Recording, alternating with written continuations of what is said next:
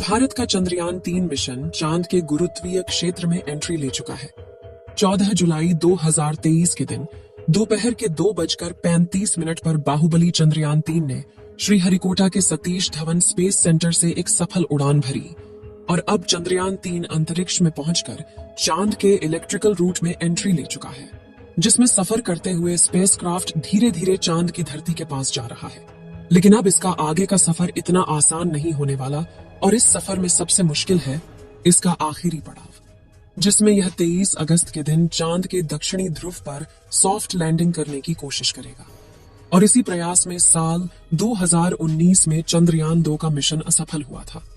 तो अब सवाल आता है कि आखिर क्यों चांद पर जाना इतना भयानक है, और नासा के वैज्ञानिकों ने चांद पर ऐसा क्या देखा कि 70 दशक में चांद पर जीत हासिल करने वाले नासा ने अचानक से अपने सारे मून मिशन बंद कर दिए। इस वीडियो में हम चांद से जुड़ी इन्हीं रहस्यमयी बातों से पर्दा उठाएंगे, साथ ही आपको चंद्रयान-3 के बारे में भी कुछ नया और अनोखा बताएंगे, तो वीडियो को पूरा देखिएगा।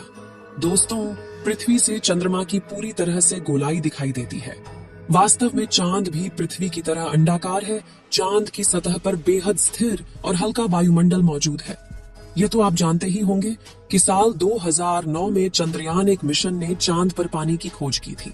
लेकिन आपको बता दें कि चांद की सतह पर पानी लिक्विड फॉर्म में मौजूद नहीं है, बल्कि बड़े बड़े गड्ढों में बेहद ठंडे पत्थरों और बर्फ के रूप में मौजूद है। साथियों, चांद से जुड़ी ये रहस्यमयी बात यह भी है कि स्विट्जरलैंड की यूनिवर्सिटी ओनफ बीसेल ने अपने अध्ययन में यह बात खोज निकाली थी कि चंद्रमा पृथ्वी पर रहने वाले लोगों की नींद पर भी असर डालता है। कहा जाता है कि जहां अमावस के दिन लोग काफी अच्छी नींद कर पाते हैं, वहीं पूर्णिमा पर उन्हें कम नींद आती है। हालांकि विज्ञान ने इस बात को पूरी तरह से स्पष्ट नहीं किया और आज भी कुछ वैज्ञानिक इस बात पर अध्ययन कर रहे हैं। साथियों, चांद की जमीन काफी ऊबड़ खाबड़ है और इसमें कई बड़े बड़े क्रेटर यानी गड्ढे मौजूद हैं, जो इतने बड़े हैं कि पिछले करोड़ों सालों से इनके अंदर सूरज की रोशनी तक नहीं पहुंच पाई है। इनमें से सबसे बड़ा गड्ढा चांद के दक्षिणी ध्रुवों में मौजूद है। इस गड्ढे का डायामीटर 2500 किलोमीटर और गहराई तो इतनी ज्यादा है कि इसमें एक के ऊपर एक करके 10 बुर्ज खलीफा समा जाएं। इस गड्ढे की गहराई 8.2 किलोमीटर के आसपास है और यह पूरे सोलर सिस्टम के सभी ग्रहों और उपग्रहों में मौजूद गड्ढों में सबसे बड़ा गड्ढा है।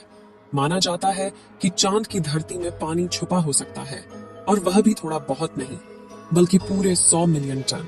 इसके अलावा यहाँ पर hydrogen, sodium, ammonia, mercury, methane और सिल्वर जैसे मूल्यवान संसाधनों का खजाना मौजूद हो सकता है, जिसकी खोज करने के लिए ही चंद्रमा पर चंद्रयान-3 मिशन को भेजा गया है।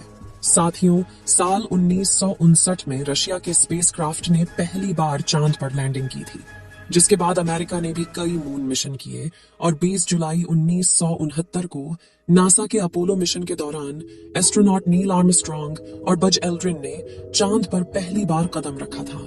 जिसके बाद नासा ने कई मून मिशन किए थे और अपने कुल 12 एस्ट्रोनॉट्स को चांद पर भेजा। एस्ट्रोनॉट्स ऐसे व्यक्तियों को कहते हैं जो पृथ्वी के वायुमंडल से ऊपर जाकर अंतरिक्ष यानी चांद पर जाकर रिसर्च करते हैं।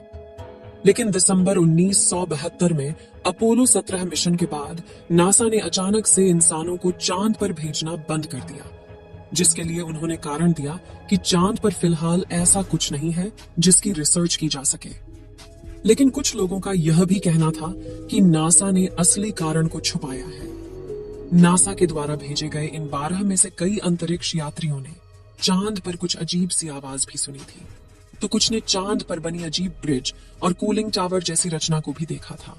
वहीं चांद की खोज में वैज्ञानिकों को एक सैटेलाइट जैसी रचना भी दिखी थी और वैज्ञानिकों के मुताबिक इसका अपने आप बनना नामुमकिन है। हालांकि नासा ने कभी इस बात पर आधिकारिक बयान नहीं दिया था, लेकिन नासा के वैज्ञानिकों ने कई बार यह कबूला कि चांद पर एलियन का बसेरा हो सकता है। फिलहाल यहाँ सबसे ज्यादा गौर करने वाली बात यह है कि ये सभी मिशन चांद के उत्तरी ध्रुव पर किए गए थे, जहां पर लैंडिंग करना चांद के दक्षिणी ध्रुव के मुकाबले काफी ज्यादा आसान माना जाता है। लेकिन साल 2019 में भारत के चंद्रयान-2 ने चांद के दक्षिणी ध्रुव पर सॉफ्ट लैंडिंग करने की कोशिश की थी और अपने इस प्रयास में चंद्रयान 2 का लैंडर विक्रम बुरी तरह से असफल हुआ था। लेकिन आखिर चांद का दक्षिणी ध्रुव इतना खतरनाक क्यों है, आइए जानते हैं। सबसे पहले तापमान की बात करें तो चांद के दक्षिणी ध्रुव में कई ऐसे बड़े बड़े गड्ढे हैं, यानी इस जगह करोड़ों सालों से सूरज की रोशनी नहीं पहुंची और सूरज की धूप न पहुंचने का सीधा सीधा मतलब है तापमान का ठंडा होना। इसलिए कई बार दक्षिणी ध्रुव का तापमान -230 डिग्री सेल्सियस तक पहुंच जाता है।